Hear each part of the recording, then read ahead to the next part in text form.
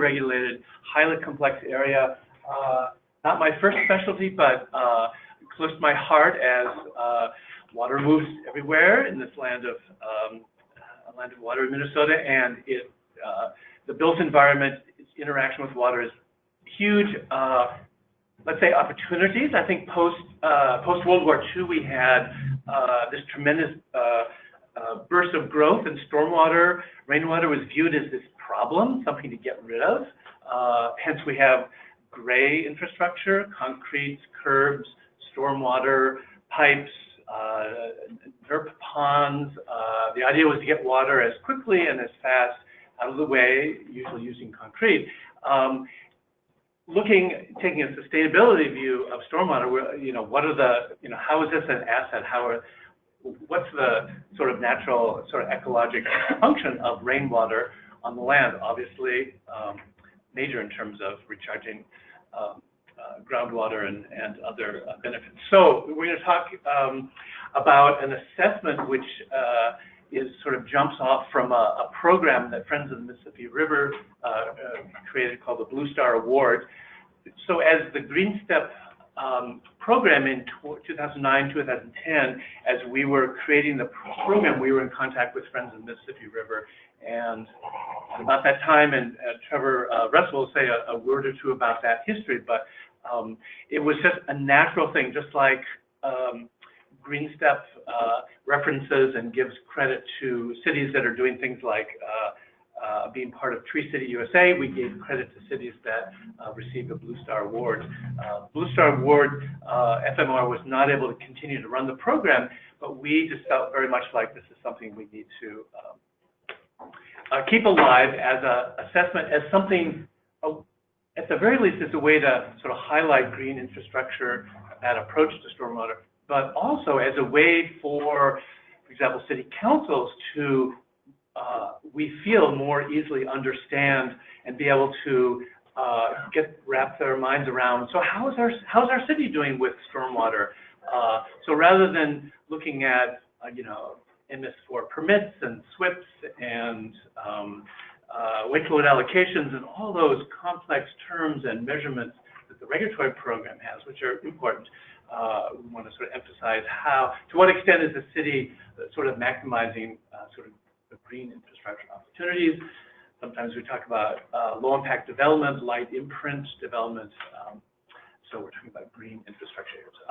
But let's see, before I introduce Trevor, so you were there, let's just go around the room and welcome webinar people. We have on the webinar from St. Cloud State, Red Lake Nation, Siemens, Richfield, St. Louis Park, St. Paul, Duluth, Chanhassen, Red Wing, so if people on the webinar, make sure you send in any questions or in the chat box. Certainly feel free to interrupt as we talk today. But why don't we go around the room? So I'm Philip, and then Danielle, our Master of Technology and City expert. Yes, I'm in communications here at the League. All right, thank you, Danielle. League of Minnesota Cities. Kristen Rose, I'm with the Environmental Quality Board, and I work with GreenStep. Melissa Peck, I am with the Minnesota Pollution Control Agency, and I'm a GreenStep, we call it Best Practices Advisor. Nathan First, City of Jordan, planner and GreenStep's coordinator. I'm Michael Cross. I'm a business consultant in clean tech. I'm here today representing Green Roots Healthy Cities that sponsored the conference from Green Infrastructure Foundation. Good morning, Peter Lindstrom, Clean Energy Resource Team. I'm Joe Hartman. I'm with the City of Arden Hill, one of the planners and select coordinators. Megan Schley from the City of Houston, so the GreenStep coordinator. I'm Christina Lundgren. I'm a Green Corps member along with a group of us back here. I'm with the City of St. Paul Department of Public Works. Awesome. I'm Julia Fernandez. I'm also another Green Corps member, and I'm serving in the City of St. Paul Mayor's Office. Yes, Louis John, Green Corps for the City of Arden Hill.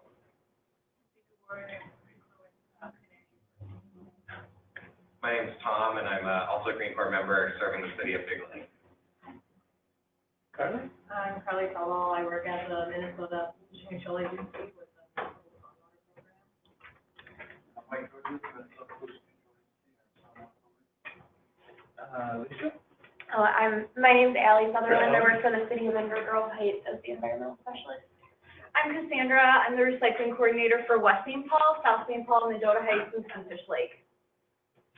Great. Okay, before Mike and Carlee come up, Trevor, so give us a couple of minutes on, like, what was this thing that we had? Okay, do I need to stand in a certain spot? Yeah. Stand like really close to the camera. So, hi everyone, my name is Trevor Russell. I'm the water program director with Friends of the Mississippi River. I was asked grateful for the invitation to come and to sort of give a little bit of background on the Blue Star Award program. Philipp sort of stole some of my thunder there, but I'll give a little bit of background. So originally in 2010, we sort of looked at stormwater management issues from a sort of citizens or environmental perspective and acknowledged that, you know, the way our permits are written as sort of minimum control measures sort of set a floor for communities, but didn't really provide much of an incentive for cities to go above and beyond that other than their own goodwill. And that is difficult to leverage in a competing financial and policy environment, especially if individuals aren't well placed in your community to know how my city is doing on stormwater. So I would even think today, if you went out and asked somebody on the street, how is the city of ABC doing managing its stormwater? Probably wouldn't really be able to give you a very concise answer.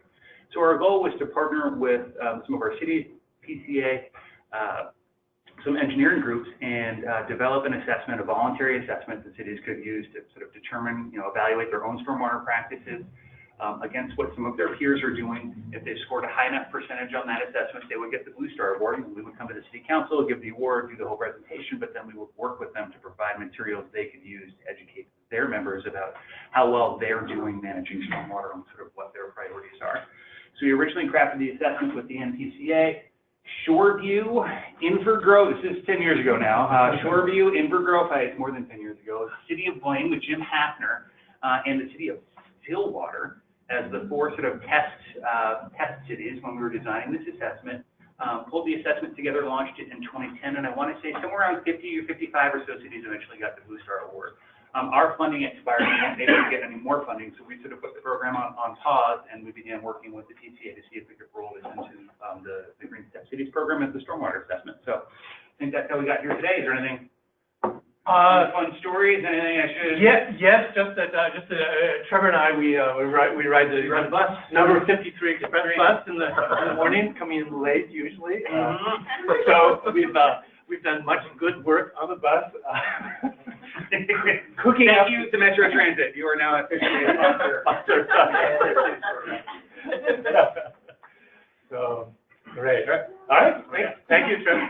I was going to say, so the League of Minnesota Cities has a stormwater coalition. Randy Niepresh is that staff person, I think, paid by cities that pay dues into that. So this area of stormwater, as we know, is hugely dense. We have consulted with people like Randy Niepresh, John Bellata at the University of Minnesota, cities of Rosemont and Hutchinson.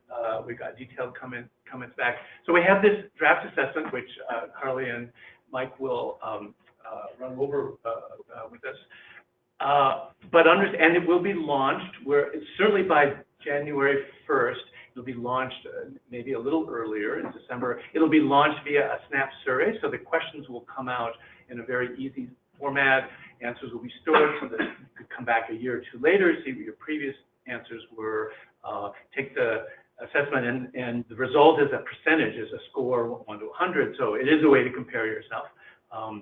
So we'll launch that coming out. Every question will have a little box like comments, suggestions, comments. So as with everything in GreenStep, this is an evolving non-regulatory or beyond regulatory, although clearly we need to sort of encompass the regulatory world of water, and Carlee and Mike are sort of key people because they know that world, but they also are green infrastructure people. So anyway, what I'm saying is that we think we've got a pretty good assessment here, 45 questions, but as you see things that are unclear, confusing, or if you feel like we've sort of missed the boat on something, let us know, speak up. So with that,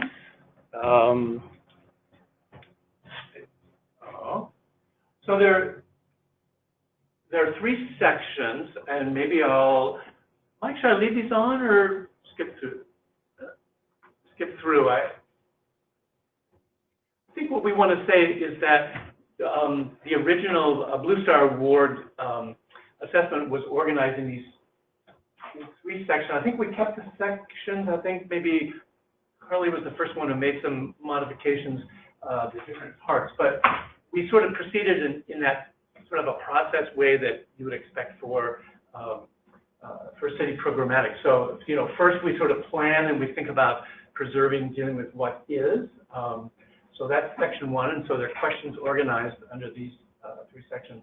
And then section 2 is sort of the obvious things that cities need to, from a regulatory point of view, deal with, which is the management standards, policies, practices.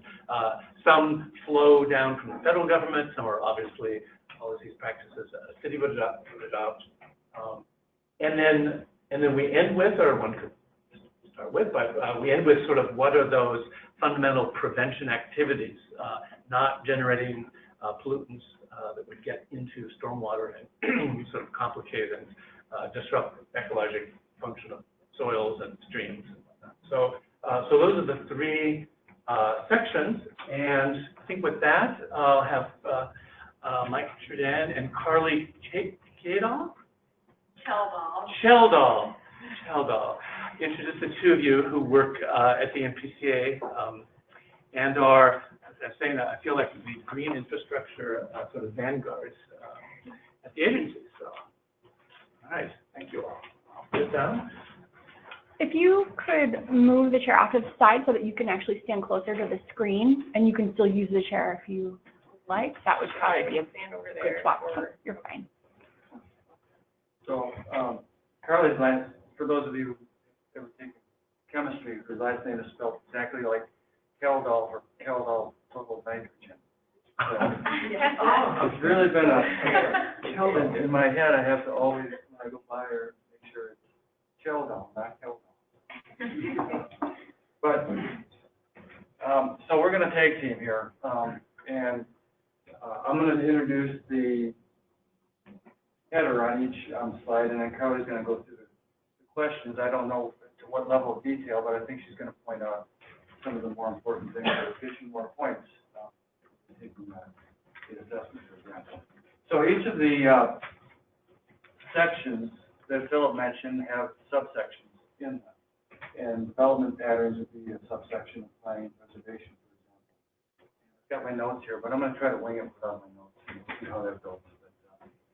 So these 4 questions here kind of focus on development patterns, and I think there's some folks that would say sustainable development is a bit of an oxymoron, but I think we're finding that actually we can develop in a more sustainable way. We have to develop in a more sustainable way. A good example is the Ford plant. I live in St. Paul, and I've got friends and neighbors who ask me, this thing's never going to work, and I explain to them that, well, no, the focus now is on density. We really need to become more dense. These areas are becoming more self-sufficient, not necessarily filled with cars and impervious surface like we used to build, but now we're building up and not out, and that's an important concept. Reutilizing brownfields and things like that. So, Carlee, you want me to control this, or see what happens when That was me. Sorry. So I'm just going to kind of go through the questions. I was kind of just going to point out the ones that have the most point value to them. And if you guys have questions about a specific question, feel free to stop me or ask me if there's like another way you guys want me to go about doing this.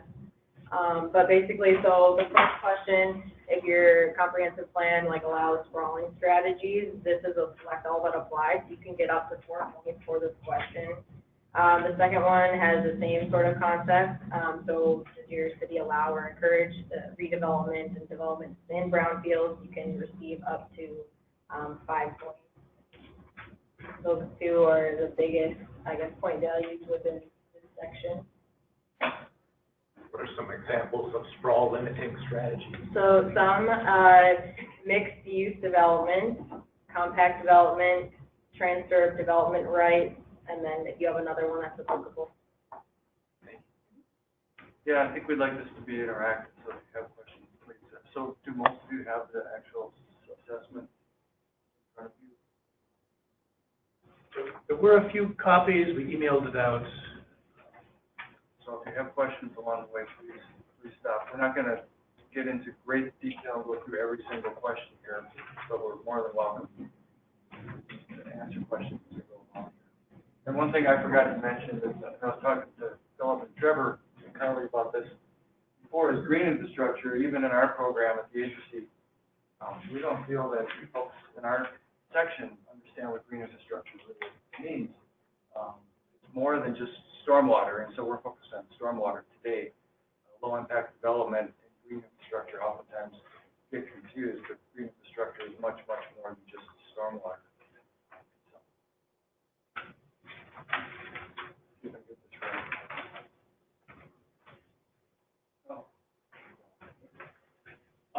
So the first set of questions was kind of big picture. This gets into more of the specifics of those types of preservation activities that would help get you more oriented, more sustainable, more focused on green infrastructure. So we're talking about things like natural resource inventory and protecting your high quality wetlands, buffer standards, urban forestry, which is something that we've struggled with at the agency.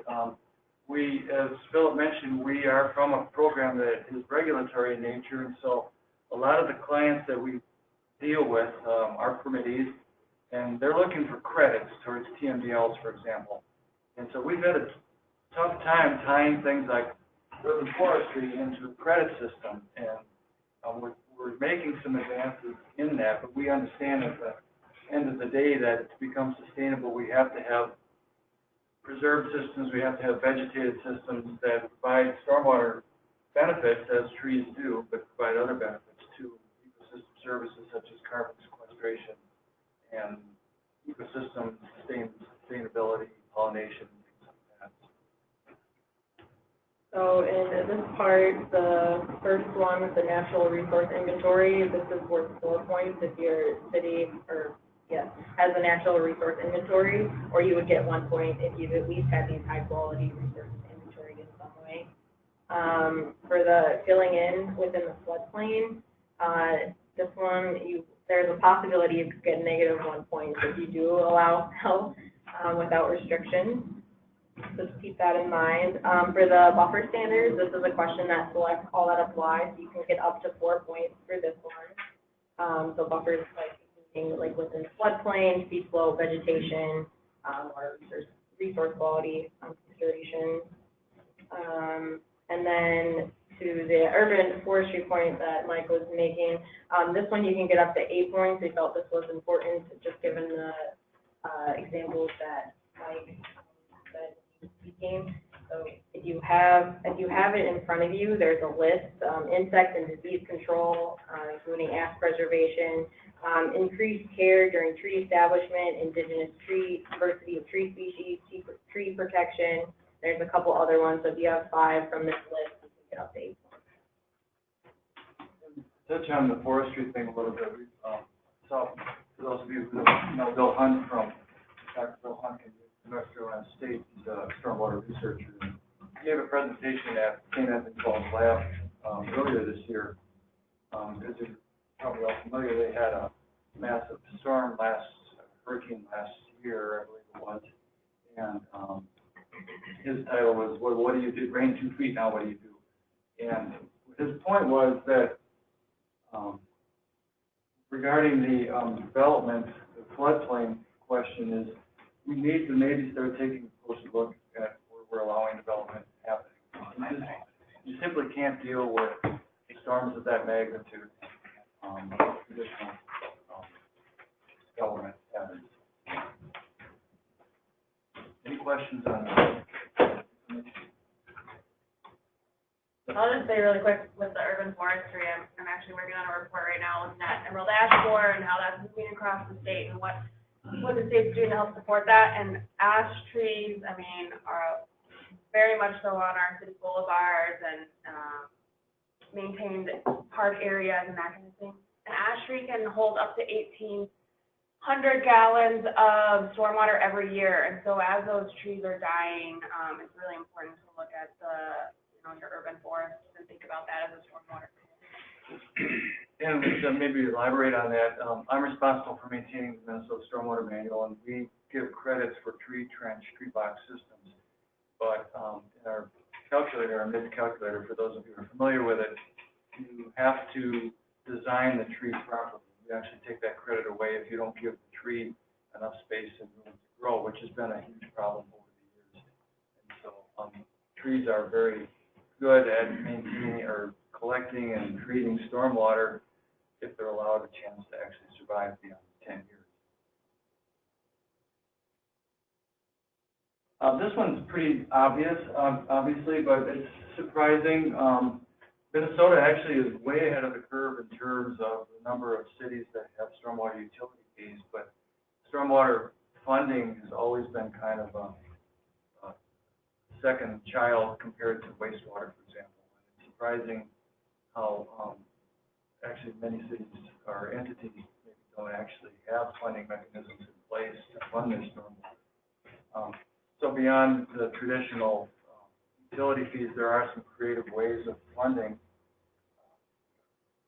getting funding, and then some of those funds, of course, need to be used to acquire land that should be preserved, set aside, maybe where we shouldn't be developing, or we should be developing green spaces and so forth. So to Mike's point about acquiring land, that question number 13 in the assessment is worth 5 points because we felt that was pretty important, making sure you're recognizing those areas and putting that land aside for non-development. Otherwise, the other two, with the incentives and the funding mechanisms, are both just worth 3 points. Up to 3 points. And it's interesting that I've noticed we've been doing some of the research for trying to create green environments in cities. That some Chinese cities, for example, have got massive wetland systems built into their cities, and they're used by the residents there for recreation purposes, but they provide very, very tangible ecological services too. And so acquiring land in the urban core areas and setting that land aside and using it for multiple functions is really important. So we shift gears here now and get into the policies and practices. So this gets into a little bit more of the stormwater specific stuff. An impervious cover, now here's where I am going to kind of steal my notes. So I got to get my old man glasses on.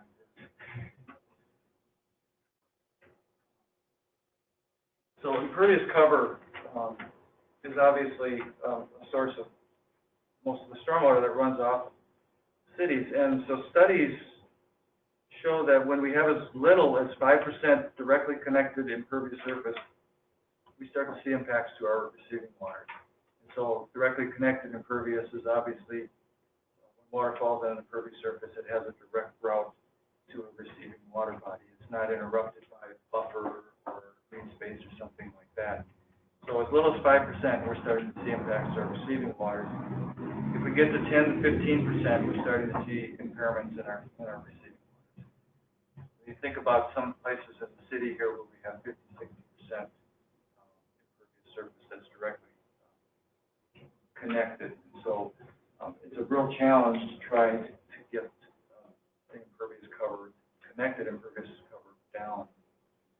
Some states like New Hampshire, for example, actually manage their stormwater based on impervious cover. So they have standards in place that with a goal of maximum 10% directly connected impervious surface and a maximum of 30%, 35% total impervious surface. So we're well above that in most urban areas here. There's lots of ways to reduce our cover, our impervious cover, or to disconnect it. Carlee's going to talk about some of those. So most of the questions here obviously do deal with impervious cover. So the first question, the minimum roadway width, that is worth up to 4 points. So if you have a 24 feet or less. The next largest point in this category is off-street parking lot or ramp regulations. Those are part of your zoning or development code. You can get up to 8 points if your parking space maximum exists, and there are no parking space minimums citywide. The next, within this question, you could also get 6 points for parking space maximums that exist citywide, and there are no parking space zoning district.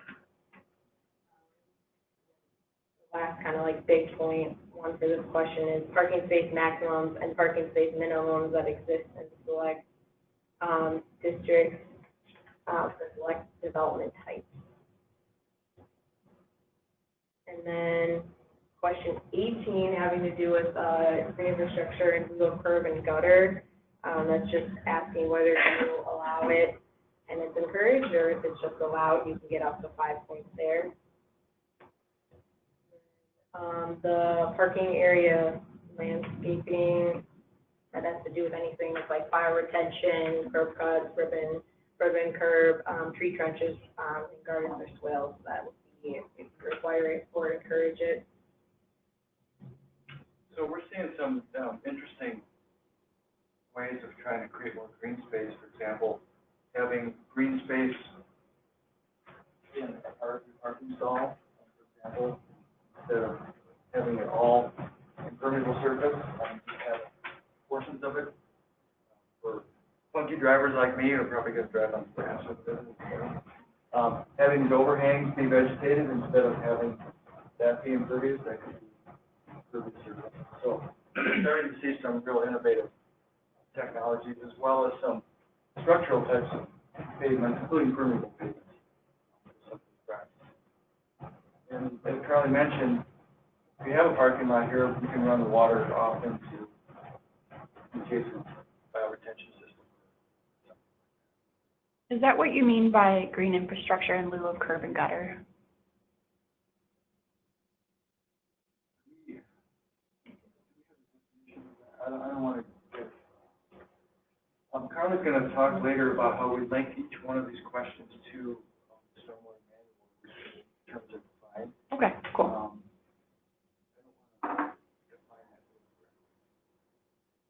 I mean, the direct question for number 18 reads, does your community encourage curb cuts, ribbon curb, roundabouts, or right-of-way swales for infiltration and conveyance of stormwater runoff and lieu of curb and gutter along residential roadways? Okay, that's helpful. Thank you. So we're seeing bump outs, for example. I know those a lot of times are put in for pedestrian safety, but they also create green space too. Sure. I think things like that. Like the one example on the very first page that had the agenda was Maplewood that had one of those bump outs.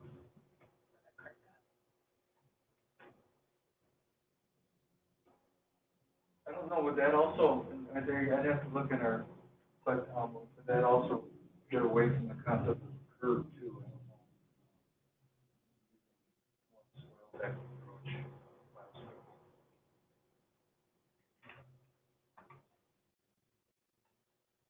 I think this one. That's an extension. So these questions on this page are also part of the impervious cover part of the assessment. So here, just asking questions about permeable impervious pavements, native versus turf alternatives, and then green roof installations, and whether you like allow them or if they're incentivized at all in your community. Some of these have multiple benefits. Permeable pavement, obviously, you're, I'm sure all aware, does not need or needs very little de-icer, so it's a good option in places that where we have chloride sensitive waters that are sensitive to chloride contamination. And a point I forgot to make too is a lot of these practices retain water, but some of them also slow the release of stormwater runoff too, which is a big deal. Green roofs, for example, will retain a lot of water, but they also, when we get a 6-inch rain, it maybe is only able to capture 1 inch, but it's going to slow the release of that other amount of water too. So that releases, the more we can capture, the better. But we also want to, if we can't capture some of these events, we at least want to slow the process of the water getting downstream, where it can create flooding and scouring and erosion problems in the receiving water. So a lot of these, and that's why we tend to favor more smaller, decentralized practices as opposed to large regional stormwater practices. And I think that's a bit of a mind shift, and because we're used to ponds. Ponds came in the 80s, and we're used to these large regional ponds, and they still serve a function, but they should be at the end of the treatment train system. And up in the upper portion of this treatment train, we should be having rain gardens and elsewhere that are smaller, designed to capture water and slow the water down and create more of a natural hydrologic system.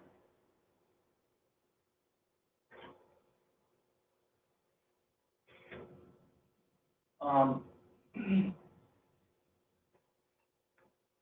many of you are familiar with minimal impact design standards?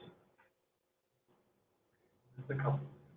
I'm not going to go into great detail with it, but it is a good example of what we're trying to go with standards. Now the construction stormwater permit has this 1-inch retention requirement. So you have to, if you're done at a construction site, you have to capture 1 inch of water with your post-construction practices. But we're seeing that what we want to do is to try to get back to a more natural system, more natural hydrologic system. So we're seeing more and more communities develop standards that focus on tree development or native hydrology, native soils, and trying to mimic that. I mean, there's no way we're going to, if you put in a rain garden that captures water from a big area, it simulates the water system that was there 200 years ago. But obviously that water infiltrated over a much larger area. We're focusing it all in one spot. So there's no way we're going to be exactly like the systems we were 200 years ago. But the closer we can keep the raindrop to where it falls on the landscape, the more we're going to be able to simulate these natural systems. And that's what these development standards are all about, is trying to retain that. So minimal impact design standards is legislation that required our agency to develop these standards that mimic or match natural vegetation, pre-development vegetation, and soil. And so retention requirements and performance goals are a little bit higher than that 1 inch or 1.1 inch statewide. Ordinance package and calculator and all that kind of stuff. And it's voluntary, but many organizations, watershed districts, and cities have actually adopted it into their rules, and that's kind of the series. So then the first question, standards for all new impervious surfaces. This is kind of the big one with stormwater runoff. This one is 10 points, up to 10 points. So your standard has to apply to all new impervious surfaces. You could receive 8 points if you apply the standard to 10,000 square feet or more of new impervious. And also question 25. So when you're looking at rate control based on the difference between a baseline condition and post-construction or post-development runoff condition, you can receive up to 8 points if your baseline condition is pre-European settlement. And question 28. So 6 points for the runoff volume requirements for downstream river erosion protection. There's no runoff volume increase for the 10-year, 24-hour event. Or you could receive 4 points for no runoff volume increase for the 5-year, 24-hour event. For question 29, this is for cities that are non-MS4s. So this would be a big point for you guys. If your community has adopted an erosion and sediment control ordinance that aligns with the MS4 permit requirements. So if you do that, you would get 10 points. If you are already an MS4 and already doing this, you would just select NA and lose any points for that. Carlee, can you just say a word about what sort of a, city we're thinking about here today, what sort of city would not qualify as a MS4 city? So, is that an answerable question? Yeah, that's answerable. That's a good question. 60 seconds. So like MS4, we're required to issue this MS4, municipal separate storm sewer system permit by the EPA in every city that is, basically every city is like an MS4, but there's like regulated and non-regulated. So we specifically work with the regulated MS4s, and you can become an MS4, and I think there's like 3 different ways. You have to like fall within the urbanized area, which is based on the census map. So that's something that's given to us. We have no control over who falls in that. And if you have like a EPA approved or issued like TMDL, your population is like over, I think it's 5,000. So those are like just some of the requirements that if you kind of like check the box, you can be pulled into the permit. So there are still some like cities in the state of Minnesota that aren't regulated yet. We have a total right now of like 249, but what's interesting about MS4 is it doesn't just include cities. There's also like townships and counties, and we have non-traditional, which would be correctional facilities or education institutions. But obviously today we're just focusing on cities. But all of those people that fall into this MS4 have to follow all the same like permit requirements. Hopefully I didn't confuse you too much. Good. But, back up for just a second, because Carlee mentioned this one. She threw some numbers out there, 10,000 square feet and half an acre and 1 acre and so forth. For a couple of years, I was on the Capital Region Watershed District's Citizen Advisory Committee. I happened to be there at a time when they were revising their rules.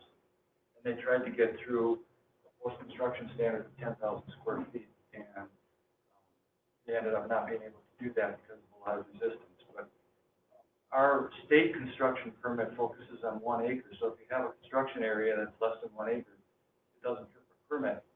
But of course, that doesn't stop. Pollution doesn't know boundaries at 1 acre or not. So the smaller you can get this number down where you actually have some kind of a requirement, the more treatment you're going to get. And I think the lowest we've probably seen is about 10,000 square feet.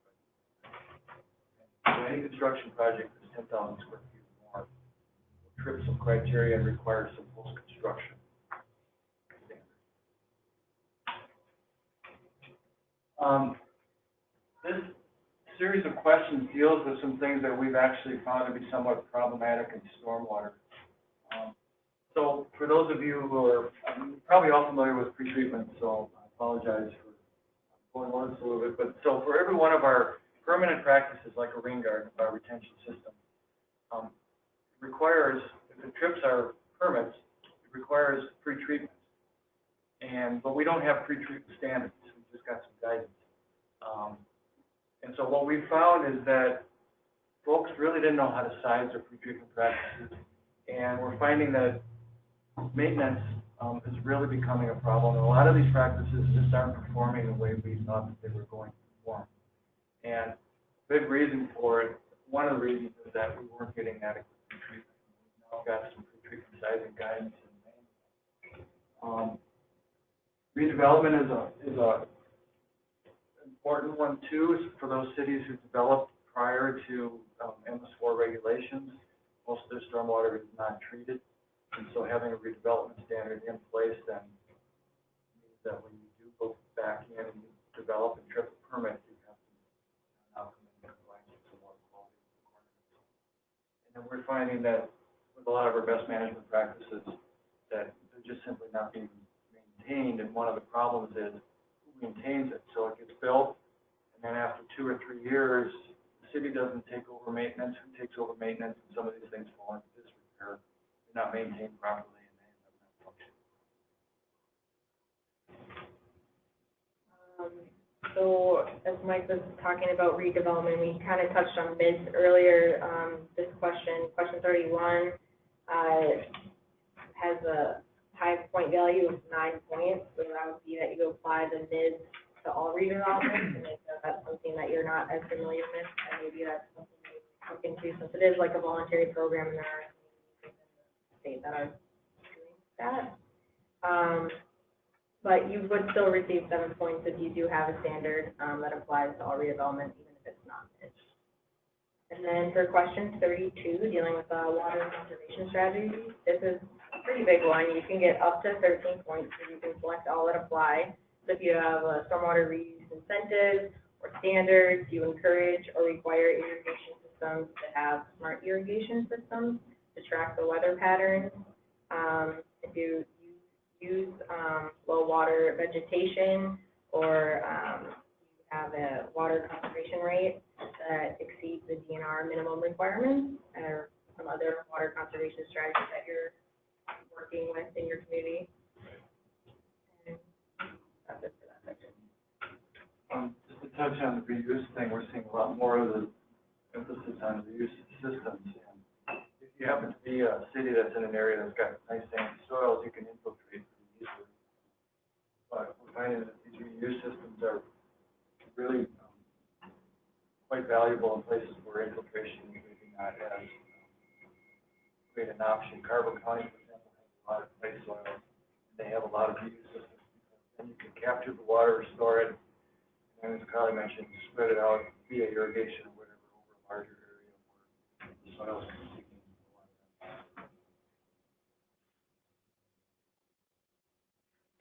water. The third section that Philipp mentioned focuses on education and community programs, and here's where I kind of get on my soapbox a little bit. We work for the state, and yeah, we have our regulations, but regulations can only go so far. At some point, it becomes imperative that the cities, the citizens of the area become involved and engaged. And without a citizenry that supports actions or actually takes actions, we're never really going to get to the water quality goals that we want to get to. We can make progress by putting in things like rain gardens, but ultimately we have to do a better job on education and prevention activities. And one of the stumbling blocks for this historically, from our perspective, has been, remember, we give credits to people for TMDLs, so you can get credits if you put in a rain garden, you get credit if you put in permeable pavement. But we don't really know how much pollution reduction is associated with storm drain stencing, for example, or with adopted drain programs. We really don't have a good handle on how much those programs are actually reducing pollutant. So they've kind of, many cities, some cities are really on the ball on this, but many cities have not really engaged in this area because those credits have not been available. We're making some progress in the next slide. I'll talk about a little bit about that. So as Mike said, education and outreach is pretty big. We felt that these questions kind of needed to reflect that in their point value. So the first question, question 34, your education and outreach program. What is your community participating in? Are you participating in like NEMO, Blue Thumb programs, other programs, Metro Bloom, the Clean Water Minnesota Media Campaign? Those are all worth 1 point. You could receive up to 5 points potentially if your community is doing something in each one of these areas. And then for question 35, you can receive up to 11 points. So this is another select all that apply.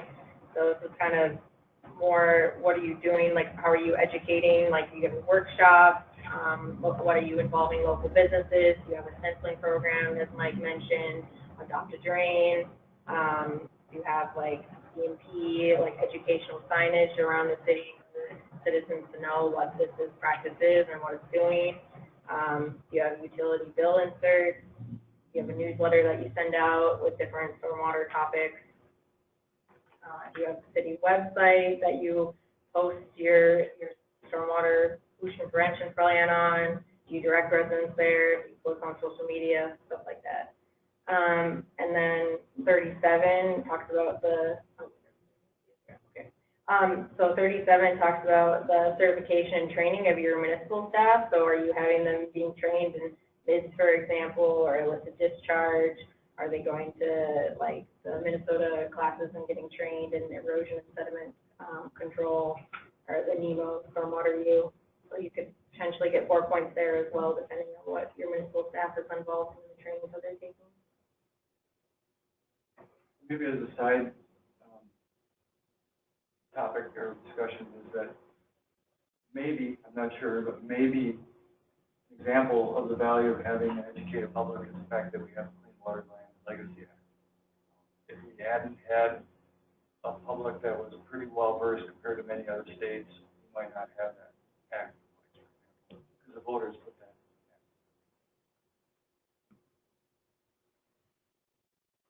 Inspection and enforcement mapping is important, because, and we're finding more and more cities now have stormwater management, asset management systems. And so that allows them to get a better handle on where their BMPs are, what their soils are, where they have high loading for phosphorus or whatever it is, and map those areas and then prioritize. So now we're not just putting in rain gardens randomly, we're actually putting them in places that are going to be, where they're going to get a better bang for the buck, they're going to be more cost efficient, they're going to get better pollution removal. So, and that's all related to doing a better job of mapping our systems. So both these questions, both are aimed towards cities that are non-regulated MS scores. So mapping, as mentioned, is kind of a big thing. I've seen anywhere from like GIS maps, CAD maps, some have even been like paper maps. So I mean, whatever means you have to create one to kind of know your system and what's there. And then with that map, you can kind of build off, like if a pond or an outlet needs attention, you can kind of like base your inspection and like your maintenance procedures based on that. And like, you know, if that's not functioning, what else is happening within the system, is that having an impact, stuff like that.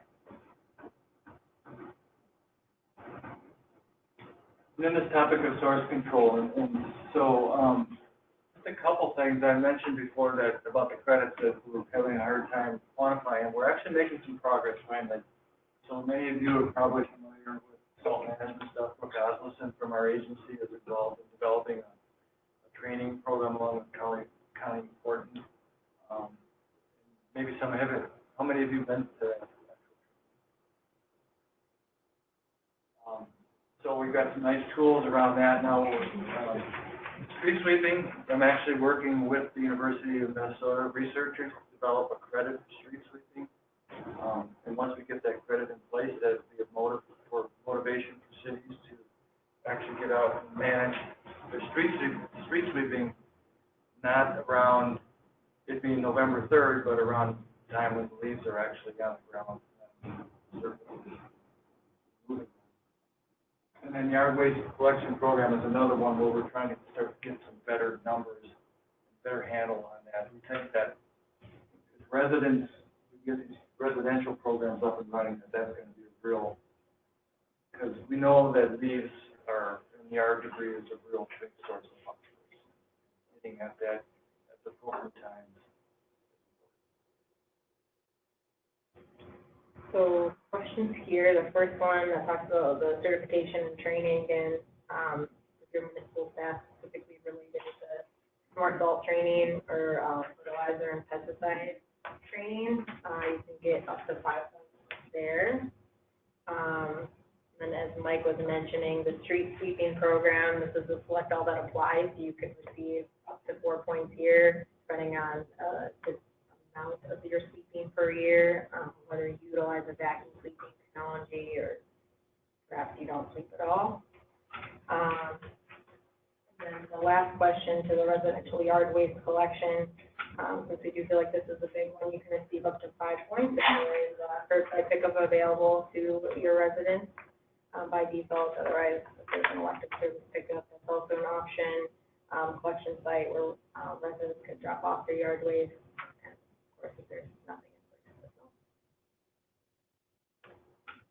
So those are the questions that are in the assessment. Are there any questions at this point? Okay. And as we were developing this, with Philipp and the contractor, we thought, well, it'd be nice to have some supporting information for folks that are reading this and ask questions like the curb and gutter thing, which I didn't even about either. So we went ahead and developed some supporting material. So if you're not familiar, we have a stormwater manual. Mike manages like the whole thing, and during the whole process, we decided to create a page. So once we kind of had our questions, I started creating a page in the Minnesota stormwater manual, kind of like a reference. It includes every single question that's in the assessment with kind of like a little summary and then links to more information.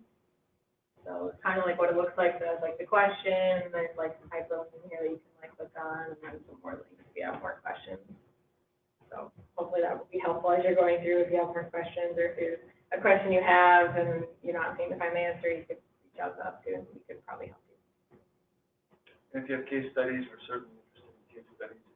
We have information for every question now. Some of them are a little bit thin, and we anticipate populating a little bit more over time, but at least we have some supporting information for all the questions in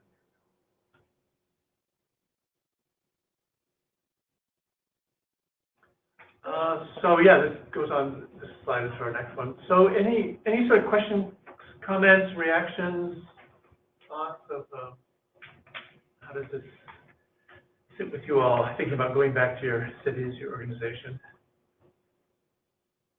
How many cities have adopted or are part of a watershed organization or both LGU that has adopted this?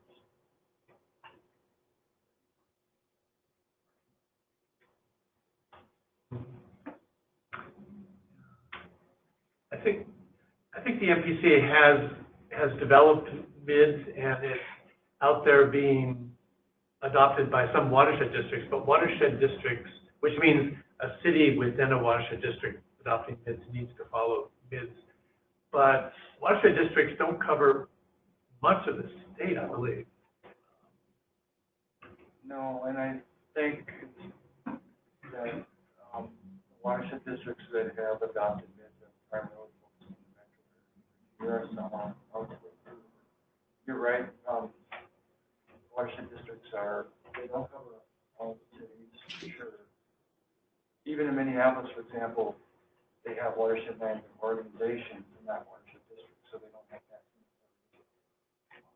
So if you're in Capital Region, if you're in St. Paul, you're either in Ramsey, Washington, or Capital Region, they have requirements. The cities that are part of those entities have requirements that they have to meet, consistent with the watershed district, and that's not the case.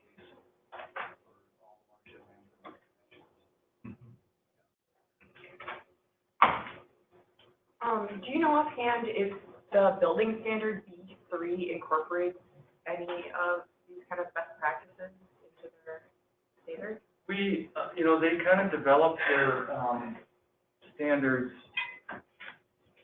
before we met with them, and then we had some communications with them and talked to them. So I think they are come more in line with it, but their standards are more aggressive, I think, than they're pretty aggressive. At least the last version I saw. You know if they have gone through yet? I'm trying to think. It would be technically the sustainable building standards or guidelines that incorporate the 2030 energy performance goals. I think they are more aggressive. Certainly, if you receive state bonding money, your building needs to follow these guidelines. I think I haven't looked at them in 2 or 3 years. Yeah, I know they're more aggressive as far as energy goes, but I was wondering if they incorporate like stormwater. I think they kind of relied a little bit on this. Yeah. For that. So maybe from a stormwater perspective, they're not as aggressive as I maybe implied that they were. But in terms of the big green infrastructure picture, I thought personally that it was great. I thought it was great from a green infrastructure standpoint, but I thought, wow, this is pretty aggressive, which is good. But yeah, I think from a stormwater perspective, they pretty much just lean on it. Are there additions, I guess, that you would suggest as kind of add-ons if the state of Minnesota were to, for instance, go out for bid for a construction project, and they have to use B3? Are there additional specifications that could be included that would bump up that standard then? So, I think there's a couple of standards out there that could be referenced as part of that. One would be the sustainable sites standards that LEED has. That's been out now for a few years.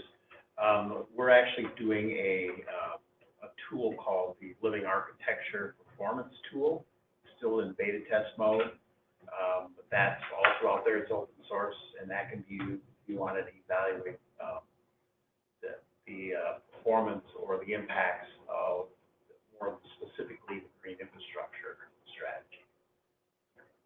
And I think what we're seeing is when we talk to some of those folks, and what we're seeing is our section, our world that we live in, the stormwater folks, have traditionally not been very cognizant of some of the other benefits that we can get from stormwater practices. So our retention system treats stormwater, but it can also create habitat, it can sequester carbon, it can do lots of other stuff. And I think we're starting to see folks like the B3 folks. So if you're going to build a rain garden, think about these other things too, to build it in. So I think you'll start to see some of that come into our stormwater manual specifications in our design thing. We should focus, if we can, on perennial vegetation. More of a holistic approach.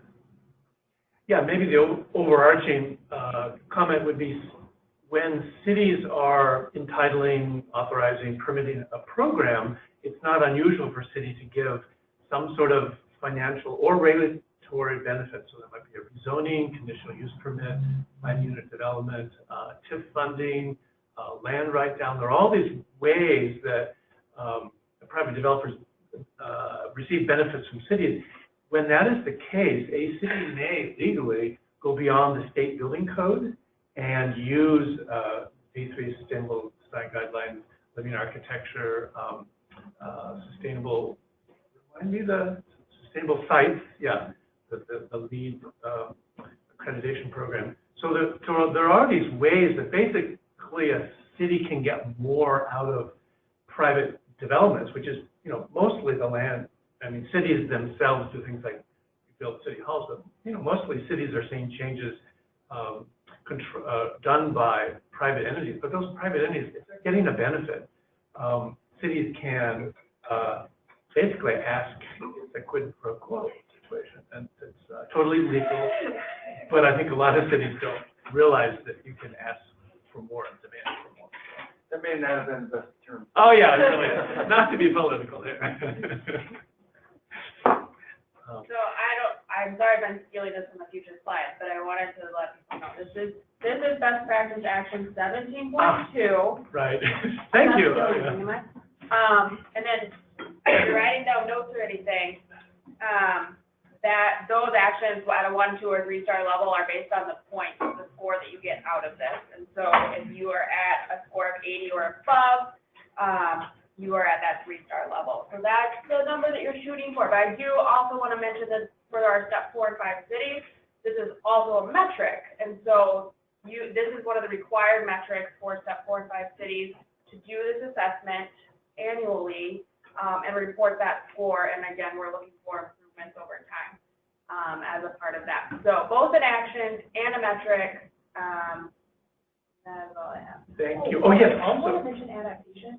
Oh, yeah, right. Okay, so there are 2 other elements.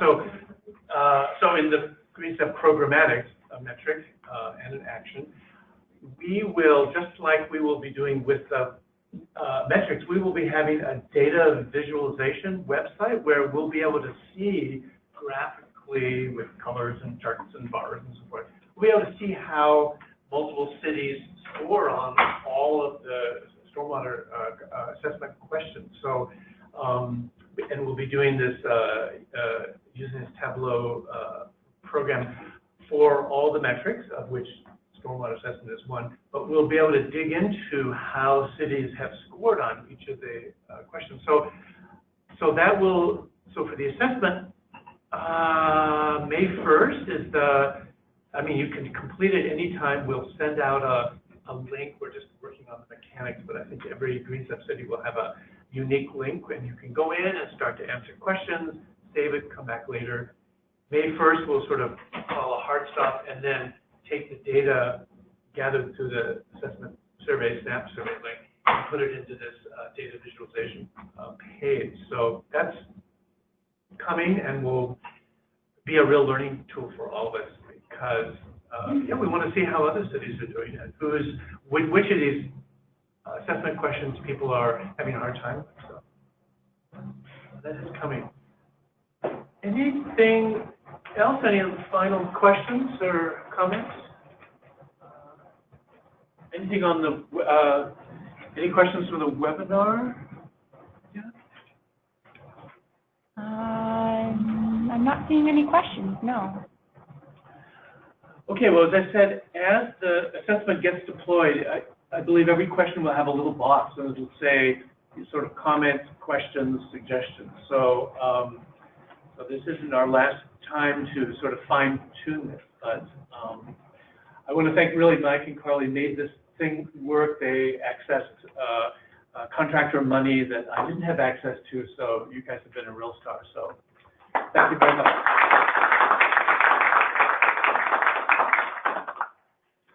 And Carlee and Mike, you can always find them through myself on the GreenStep or Kristen on the GreenStep website.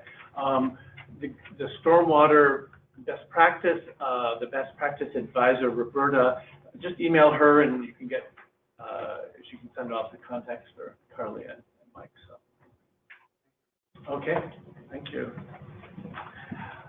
All right, so our next section, we're dropping this in, and I know our speakers have to leave right at 10:30, but there is a work being done by the Environmental Quality Board on a state water plan, 2020 water plan. So Philipp, Belfiori, and I think Eric is also here. So I will introduce them. We did email out basically a question that's being used for, it sounds like focus groups, email groups around the state, but I don't know much about this, so this is obviously very relevant, speaking about water.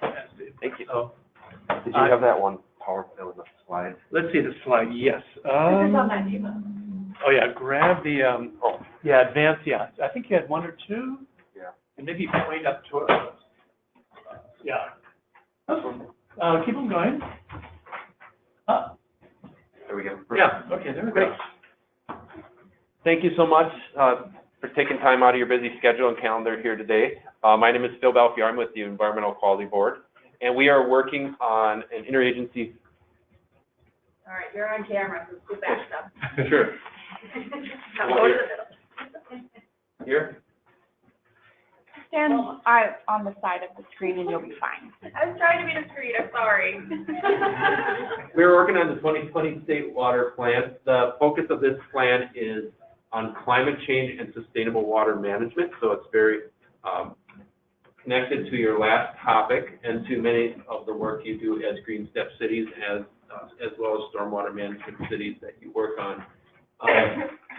The background is that we've talked to a lot of folks, a lot of stakeholders, a lot of implementers, thought leaders about this over the last year. There was an understanding of a gap between climate change and water management. There's a lot of things happening, a lot of agency work, but perhaps not a connection as far as all the specific implementation that's happening, particularly with cities, as far as how to move forward with an integrated, comprehensive approach to climate adaptation and climate change related factors.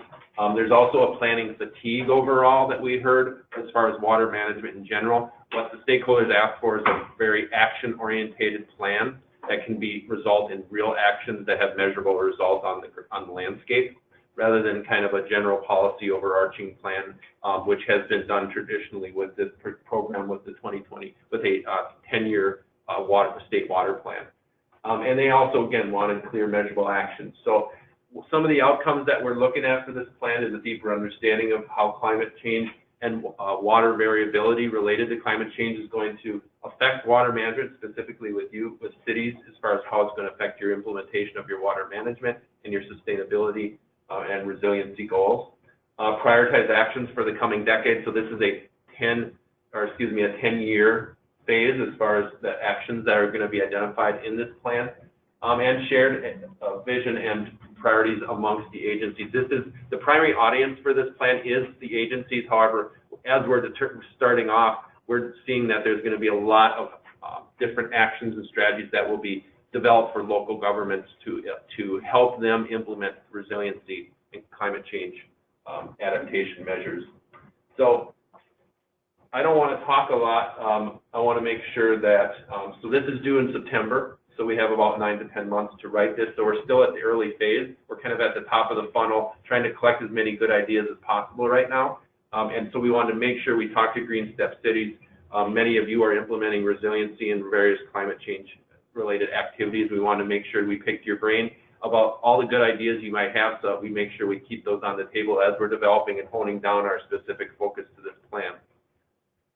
So here's my contact information, but you have in front of you, you should have in front of you a questionnaire. I know we're tight on time. We have about 20 minutes or so on the agenda, I believe.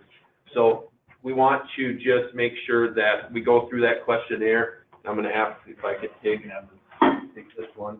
And we just want to make sure that you're filling out this first page, this little box with your contact information before we leave. If we could collect those from you, that would be greatly appreciated, just so we have a track of who you are. And if we have follow-up leads that we want to ask you about within your particular city or things that you have mentioned, we have that available to us. So what I'm going to do is just ask for the next 20 minutes or so on the agenda, just to kind of go through these questions as fast as we can, just get as much feedback as possible, listen to your ideas, because that's what this is all about today. So I will just go forward. There's 4 sections, so if we could spend maybe 6 or 7 minutes on each one, that would be great. And then we'll move, and I know you have other items. So over the last 6 years, has climate change come up in your professional work? What topics were discussed? How much of an issue is it to your day-to-day work? We'll just record ideas as we're listening to you.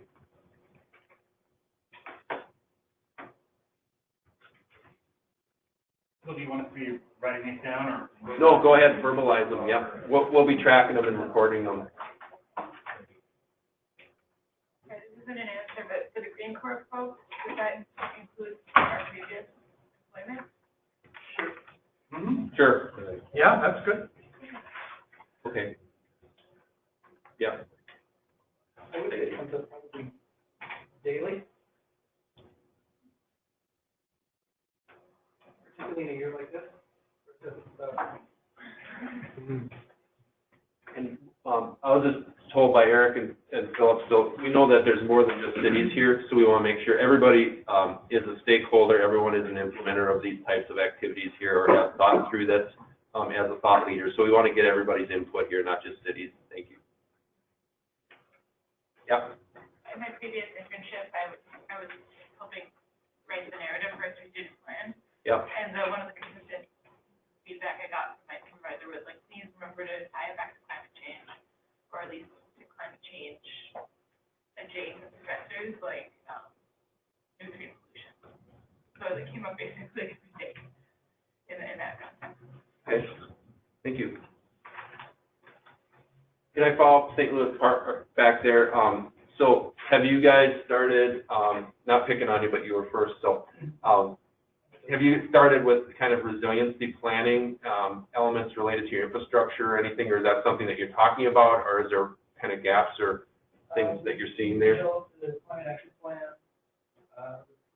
really more on focus at this point in time on the environmental sustainability to reduce greenhouse gases and so on. Part of our redevelopment perspective. Looking to retrofit and Any gaps you see or need? yeah. Numerous. Time and funding. Yeah. How do you get it all in? Yeah.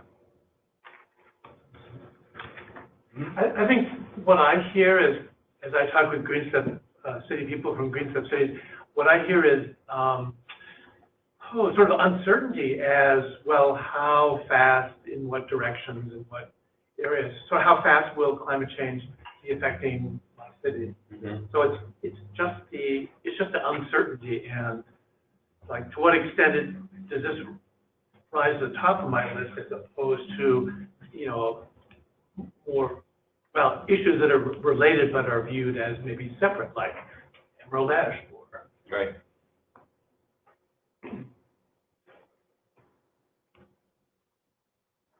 From the time that I've spent at Big Lake so far, most of the conversation, at least from kind of people in the planning realm within the city, is they understand it's an issue, especially with some of the new development occurring in town near some more wetland areas and the flooding that we've had this year.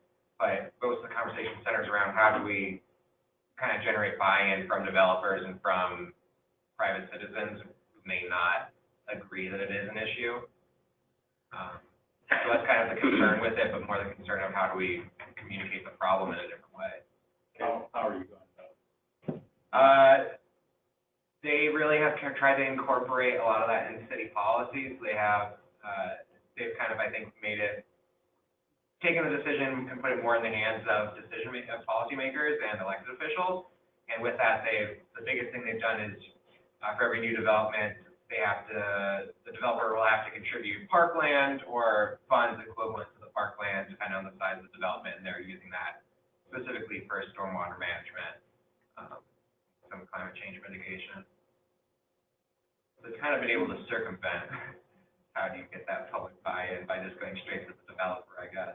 So you're assuming there's a need for more storage, stormwater storage, due to the projections of additional hydrology or additional flashy storms and things. So you're actually, without kind of combating it directly or communicating it, you're still trying to get that excess storage that you might need. Okay. I would echo that as well. The city of Jordan has experienced within the last year some significant flooding.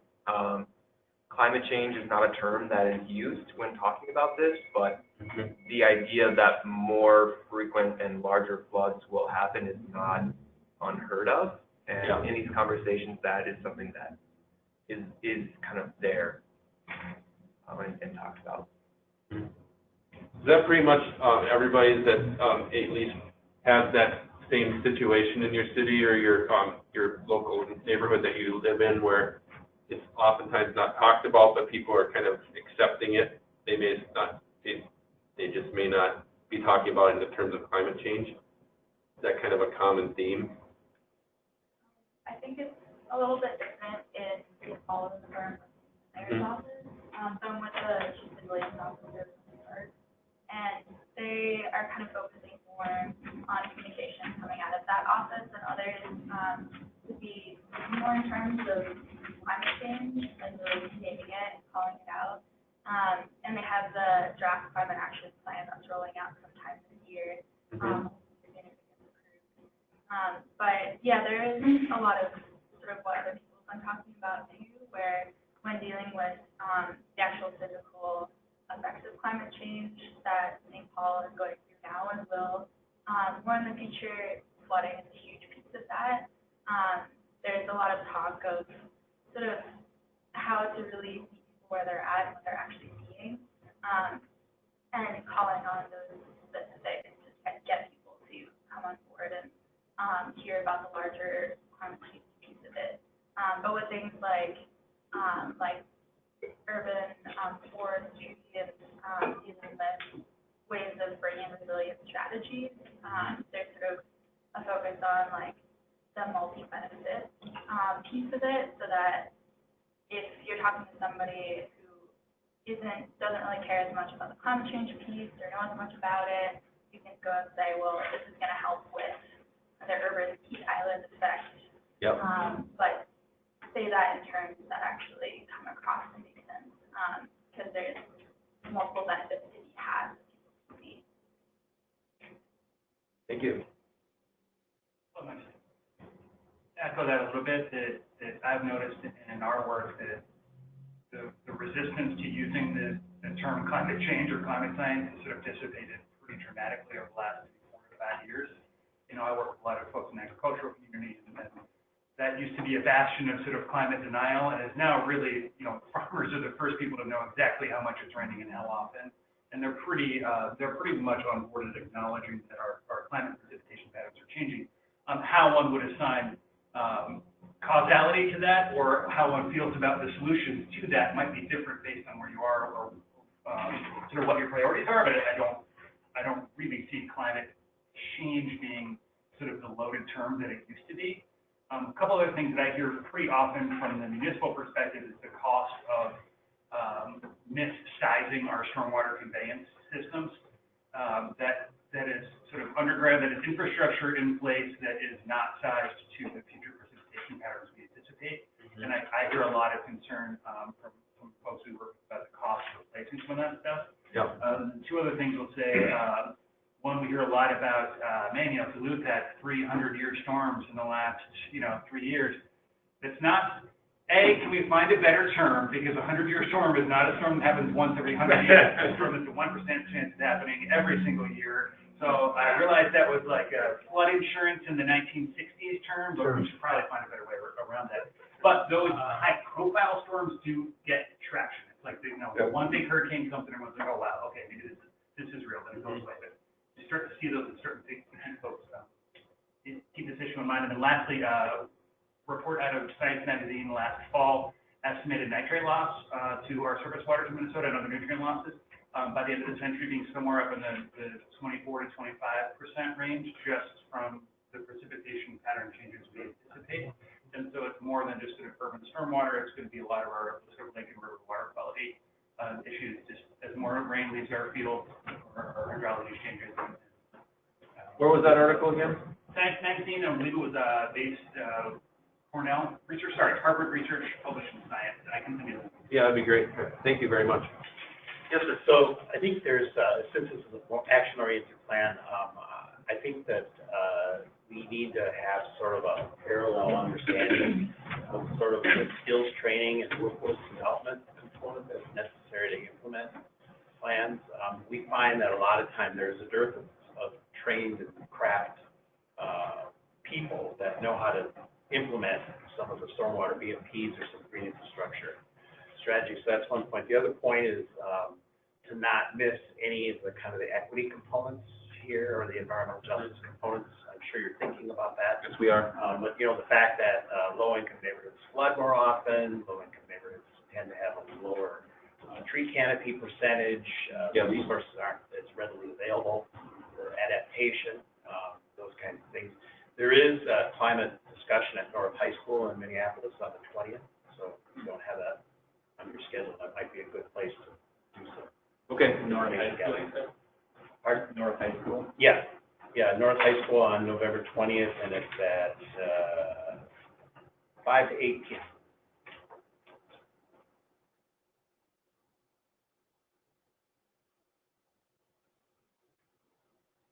All right. Let's go to the next section here. One more. Oh, I'm sorry. That's okay. I'm appreciating your comment there, and I want to bring it back to that framing. So when I first read the question, how does it come from your professional work, and I would have guessed for a lot of the GreenStep members here and a lot of young people, it's something that a lot of us want to get into, not necessarily like because we love the environment, but also not necessarily a choice either with climate change. And coming from the University of Minnesota, my last position was researching how to teach around environmental justice and climate justice because there's that focus and that shift of how do we address it with working class communities and communities of color. And so that combination of pushing beyond the concept of climate change to climate justice, and then also thinking about, it came up a lot in my work last year around the mental health of students. Yep. Thank you. That's heavy. Yeah. Yeah. All right. I know we're tight on time. I'll just ramble through the rest of these in the general awareness section. How prepared is your community? How concerned are you about the effects of climate change on water issues in your community? How do you get information on this topic? How do you get immersed in this when you need more information? What sources? Any ideas on any of those? Any comments or thoughts? Ways we can move to the implementation and planning too.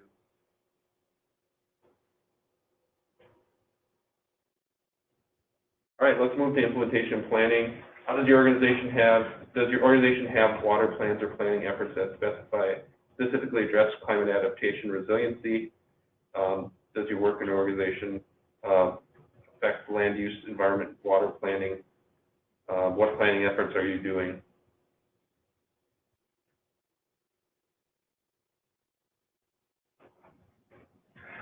You know, I would say that in looking at a number of mostly metro cities, but upstate cities, looking at comprehensive plans, it's much, much more common now, certainly compared to 10 years ago, to see a resilience section, sustainability section. I would say often resilience and water and climate change absolutely are in the comprehensive plan. As far as water plans, city water plans. The surface water plans. I guess it would be surface water is that, yeah. Or they look to the watershed district. Watershed district too, yeah. Or, other entities that are doing one watershed plan.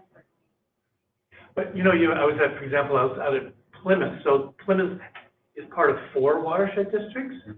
And the complexity, so I was listening to the staff person present city council, how the city sort of manages water, and it's not a trivial thing with, and there's a metro issue where you've got 4 watershed districts, but, or, no, actually it was 1 watershed district, 3 watershed management organizations. So, well, complexity in the metro, certainly. Yep. So I'm with the Pollution Control Agency, so I guess this would go more under my community, but I want to say the city of Maplewood has it included in their comprehensive plan. Okay. And they also have an environmental and natural resources planning team or committee that is tasked with reviewing projects going to the city of Maplewood and taking into consideration those factors. Do you have like a resiliency code or zoning ordinance or something, or do they? I think that is largely, like, I want to say there are ordinances as far as, you know, surface water, but. Yeah, rain gardens. Yeah. When you redo a street. Yep, as far as like being thoughtful about climate adaptation and resiliency, I think that's largely up to the people on the committee to think through that. But I think the city of Maplewood is very active with the Ramsey Washington Metro Watershed District as well, as far as incorporating a lot of BMPs throughout the city. All right, any other planning items that your city does related to climate, water, resiliency, risk management, those types of things? All right, let's go to the last section, ideas for action. What actions has your organization considered or are taking? And then what kind of resources or assistance would be most helpful? There's a list there. I won't read it. You can read.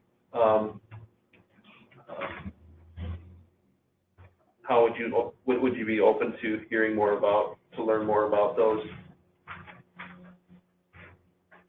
Anybody? To kind of touch on what Philipp and, the gentleman from the Green Roofs touched on with the complexity of the job that people managing the stormwater systems are doing and the lack of people going into this profession. That's something that Big Lake has started to struggle with now as it's coming on, because right after I started in September, the person who is responsible for managing the stormwater system left. Now the public works director resigned. They're both older, nearing retirement age, and that's the case of a lot of city staff, especially when it comes to this more technical area. So now they're starting to discuss the idea of creating some sort of apprenticeship program within the city itself to actually train people to take over internally. We do have that turnover in staff, but it's nowhere near the point of being able to be implemented. But it's just, especially for places in outstate Minnesota, that it's already having trouble attracting people to do any job. Yep. Having one so technical that's going to be a huge challenge, I think. They're taking little steps, but. Yep.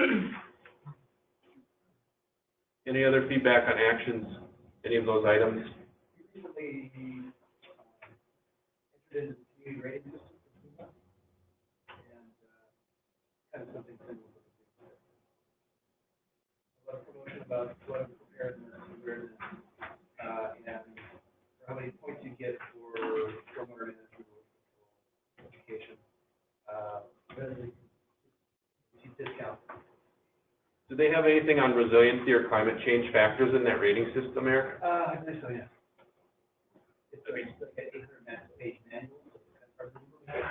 Yeah, I remember looking at it. It's this huge thing. We did add it in as a GreenStep action.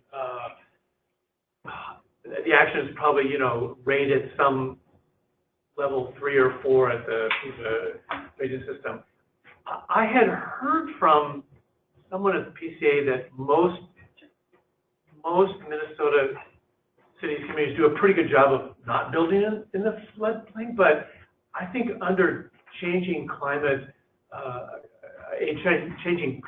that may not be true, and so this FEMA rating system is a way for a city to save money on insurance premiums. Mostly it's for private individuals, but I think that's probably worth exploring. I don't think anyone has sort of mapped how many of these communities rate at that FEMA system. I don't think there are many, no. No, that's definitely something we'll look into. That's a good lead. Thank you. To kind of go off of that, we talked about this a little bit earlier, and this might not be as applicable to the agencies because we have a centralized purchasing system, but for municipalities, incorporating requirements in like CUPs or other kind of construction projects when there's funding, having requirements that include like B3 or other kinds of water management, requirements. Does Maplewood have any kind of requirements where they require LEED or B3 or any kind of thing like that? I don't know about Maplewood, but that's what we do with this, or what we're considering right now at the state. So through the Office of Enterprise Sustainability, we have B3 requirements, but we're currently analyzing whether or not there are any gaps in our construction and vertical construction purchases that we could further out our specs to include. Yep. Cool. Take a move. Wow. Well, Melissa, by the way, is the Purchasing Best Practice Advisor, if you didn't. So stuff around purchasing, even though you're working a lot with the state level, you hear about and know about city stuff, so. That note, so one of the options here is a climate action plan. I'm wondering, the agency people, if you hear that there's a need for a model climate action plan for the city people, I'm wondering if you have heard of any need at the city level for a model climate action plan. And the reason why I'm asking is because I'm on the Met Council and we are considering writing a model climate action plan. My understanding is that cities are always open to having model plans. Good. Not starting from scratch. I think that would be helpful. In Jordan? Yep. Would be helpful. And switch things as well. Yeah, and this plan could highlight some of that with Met Council. We have Judy Spentek on our group as well as others. So good. That would be a good thing to maybe cross paths about, so we could highlight that and maybe raise awareness with others about that as well in this plan. I think, are we about, I know Michael needs to also leave. Okay, well, thank you so much. Go, so. Yes, and if I could collect those contact sheets, that would be greatly appreciated. Thank you so much for your time on your agenda. Thank you, Phil. Thank you. Yeah, okay, thank you, Phil. Eric?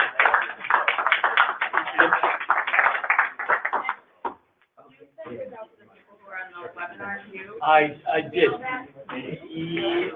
Yes, and people on the webinar, you could fill out that form that Phil mentioned, and just email it back to me and I'll get it to Phil. He has an office.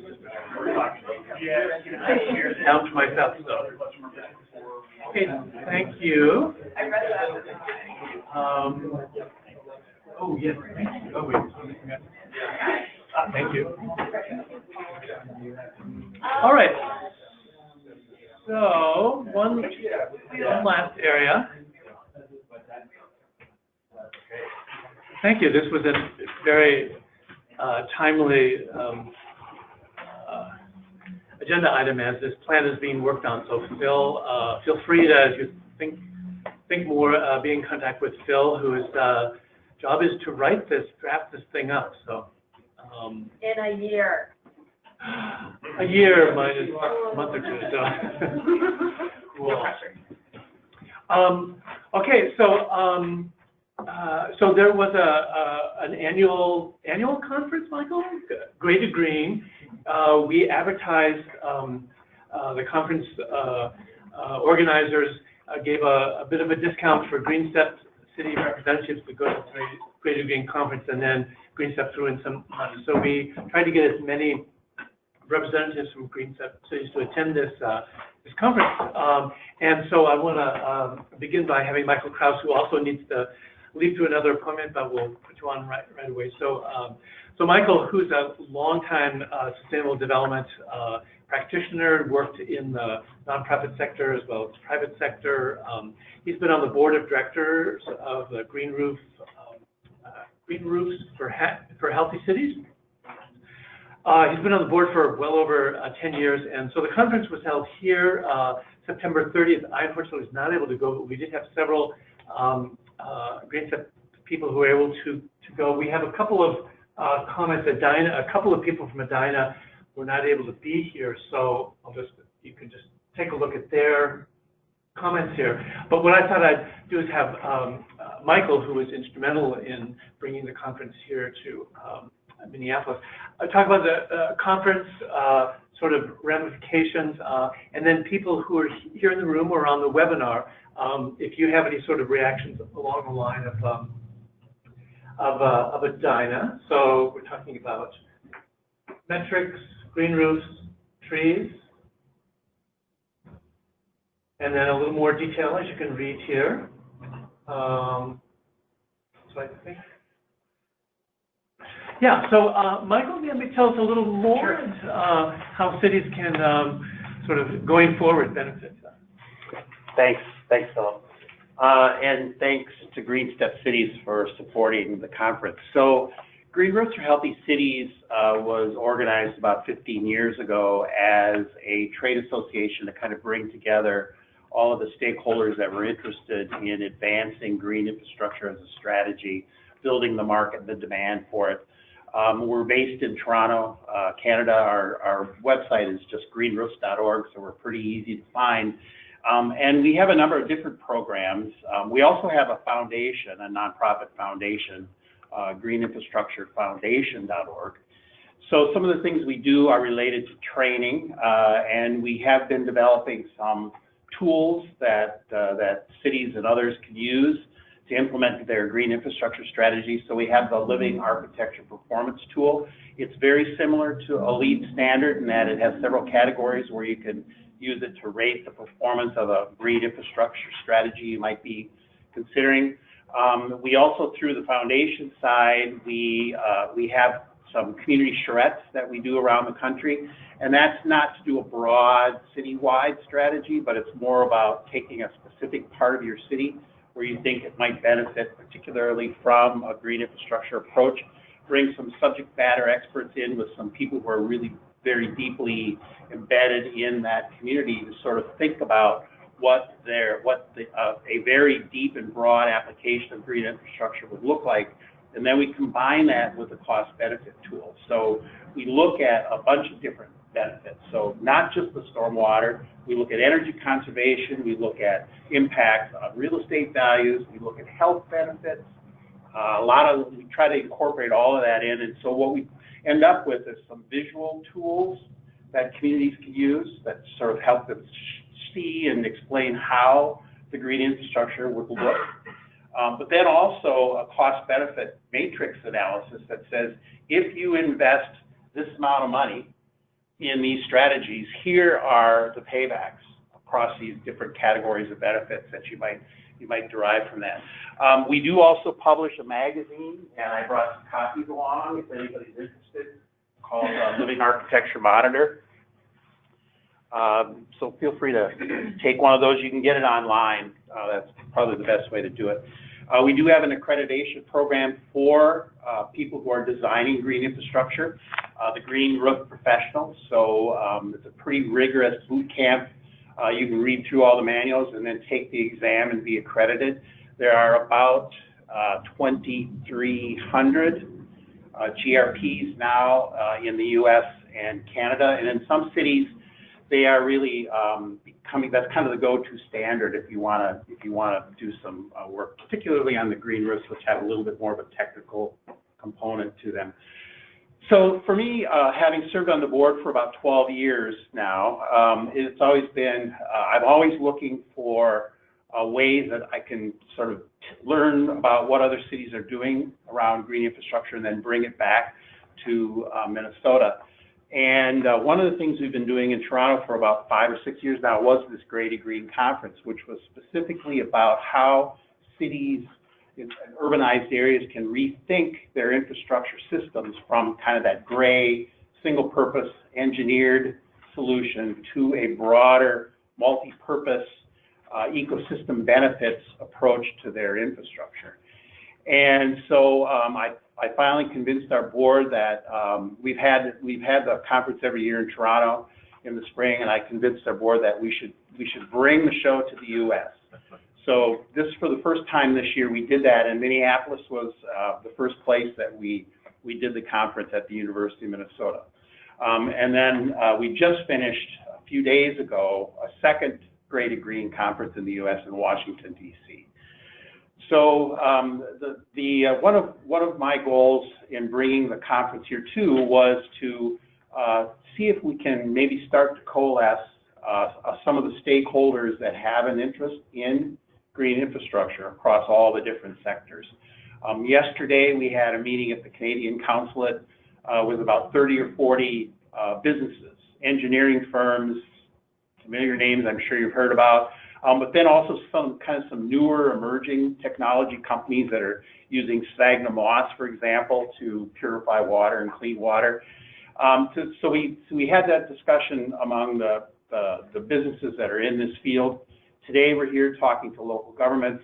We'd like to build a coalition of people that could address some of the gaps that are still out there. And one of those is, what exactly is green infrastructure? Do we have a shared understanding of what it means? What kind of strategies really go into green infrastructure? And then sort of addressing kind of the awareness about the benefits, and then starting to really build the professional skills that are needed to really implement these programs. And then finally, what we found in a lot of other cities that have been very successful, and kind of the leading cities right now are, the usual suspects, Portland, San Francisco, but also Denver, also Philadelphia and Washington, D.C., that are really, really implementing green infrastructure at a very broad and deep level. There tends to be some major policy drivers.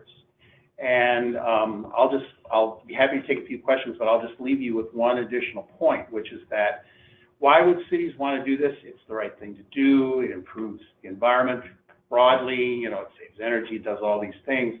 But when you have clear standards and you start to do green infrastructure projects, that starts to transfer some of the responsibility for stormwater management back to that private landowner. Sort of that idea that, where the raindrop falls is the best place to manage it. You're basically transferring a cost that would otherwise be supported by, it's in the public sector. Before we used to just get it to the street and into the drain, and that was our responsibility as a private landowner. Now you're basically transferring that back on that private landowner, and there's not as much burden on those public systems that are supported by taxes and fees. And not to mention all the other environmental benefits we get from that. So as we kind of move into this era of a very volatile climate, we could go from drought to flood, back and forth. Having some resiliency in the system and having some ability to kind of bend the cost curve a little bit for local governments that have to pay for managing stormwater seems to me would be a good strategy. So I think what I can do is I can work with Philipp, and if anybody's interested in perhaps creating this kind of a coalition, broad regional coalition around green infrastructure, we'd be happy to have your thoughts and your ideas about that. It does exist in other places. Ontario has a really, really robust green infrastructure coalition, and there are about 50 different organizational members of it. They've been able to convince the provincial government there to make their funding programs and incentive programs much more robust.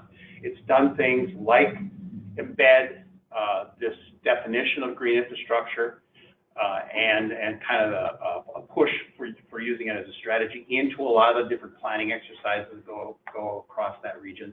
So we could do something like that here, and in my opinion, we do tremendous work. There's great stuff going on all over the place in little pockets here and there, but I don't feel as if we really kind of knit this into a little bit of a larger regional strategy where we could share ideas amongst each other, maybe look for models and ideas from other urban areas, and really accelerate the pace, because we need to accelerate the pace of using green infrastructure strategies.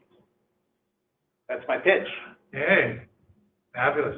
It occurs to me, we have several Green Corps members, and I think maybe most of you are working in this is the topic area green infrastructure? I'm trying to remember what the Green Corps program has as the position description and.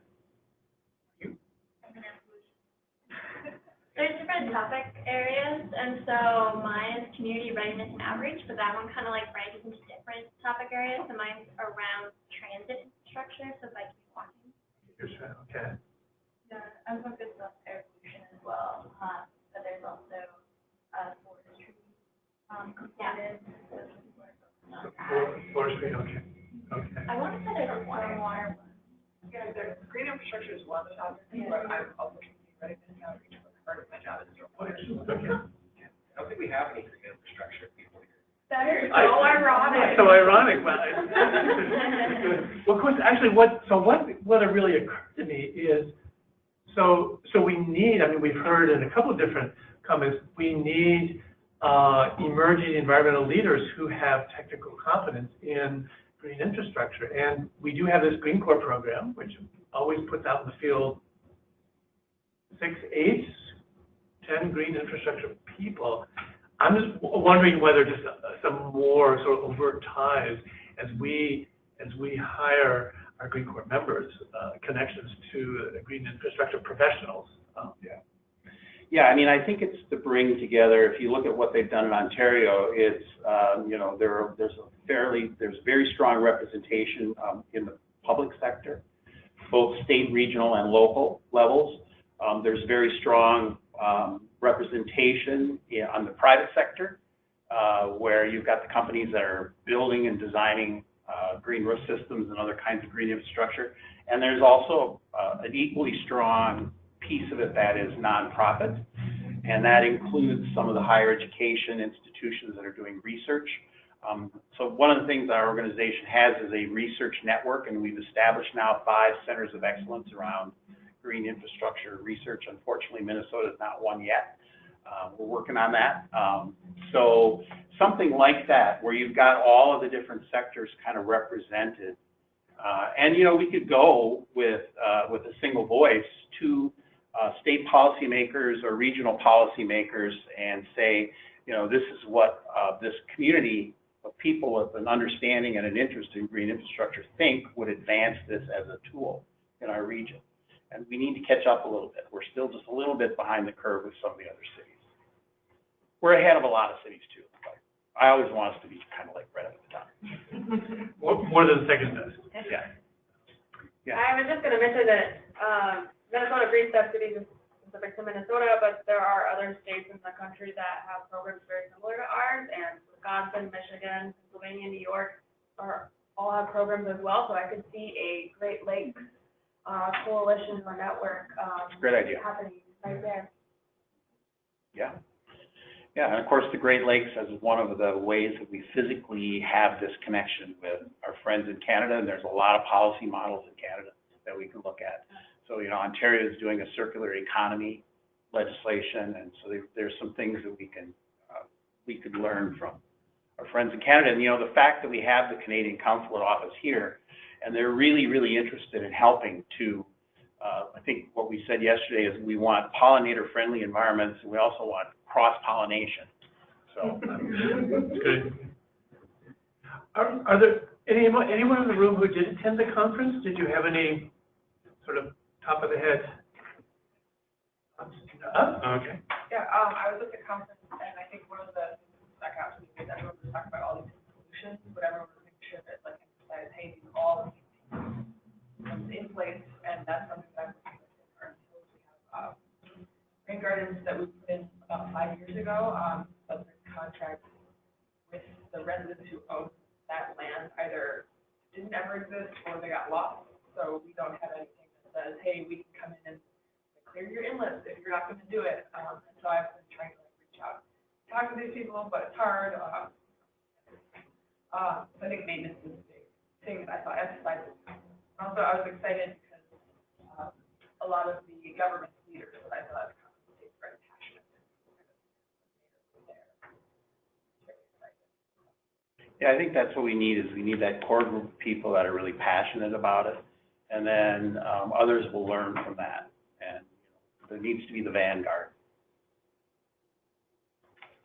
one of the things that I walked away with that I thought was super interesting was kind of to your point, talking about the cost benefit analysis, but actually the point at which it was one of the later presentations in the last portion that broke it down like per square foot, per type of material versus like I think one of the examples I gave was non-off-gassing vinyl floors versus vinyl floors that do off-gas, and your cost-benefit analysis of that, and being able to actually boil it down to per foot, this is the benefit that it's giving you.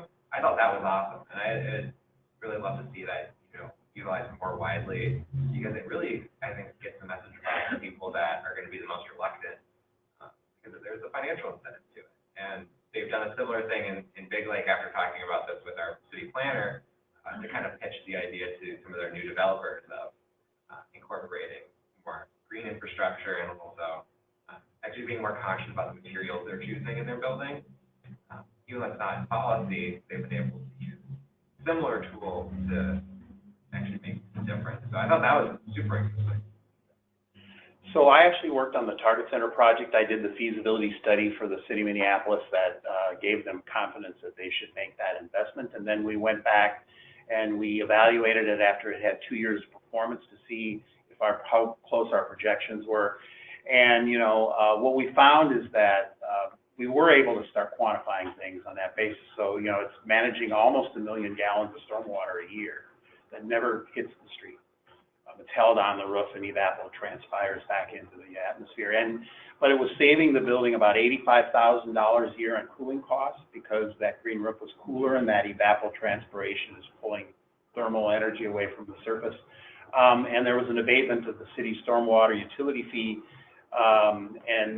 Then there was also a longer life on that roof system because that roof system is now protected. It went from being a 20-year roof to a 40 or 45-year roof system. So when you factored all of those economic paybacks into the model, it was a very defensible investment made by the city.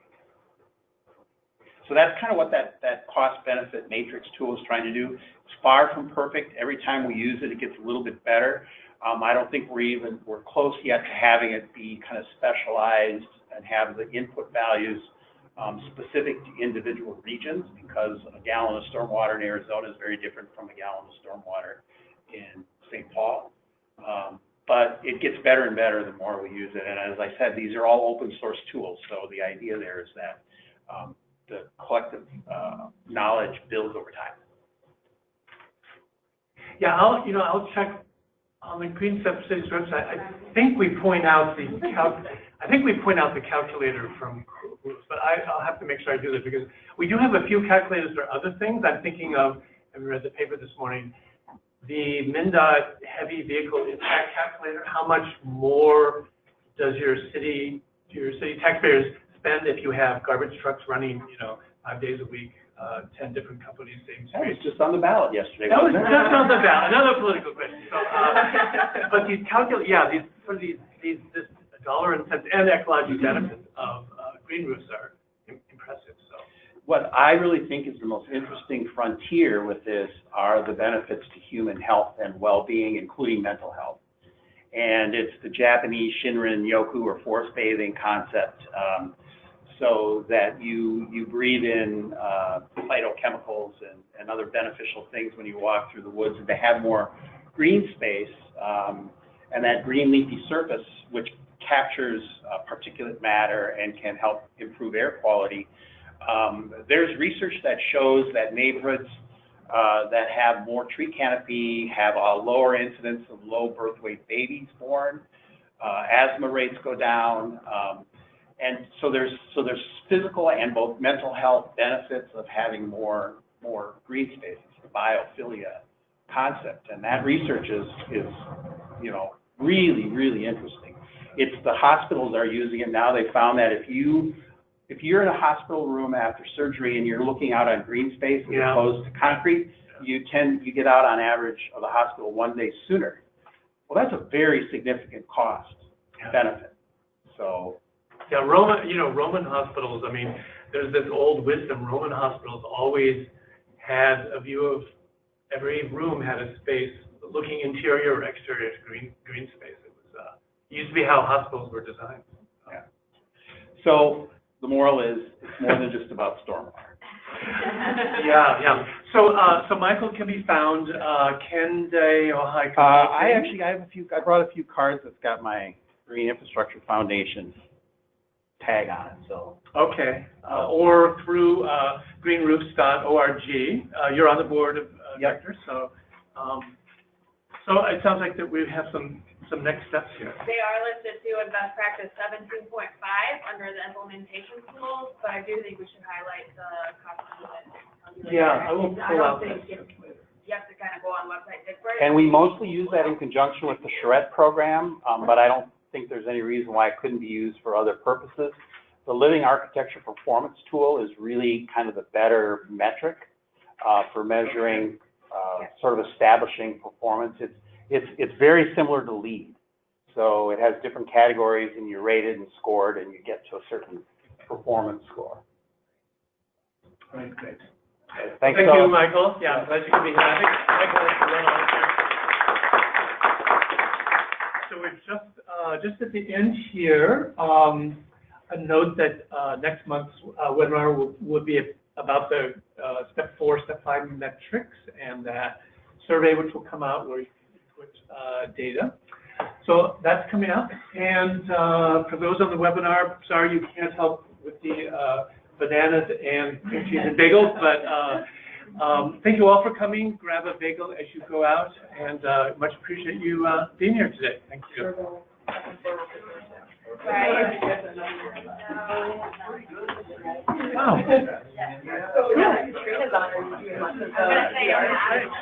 Yeah. Oh my goodness.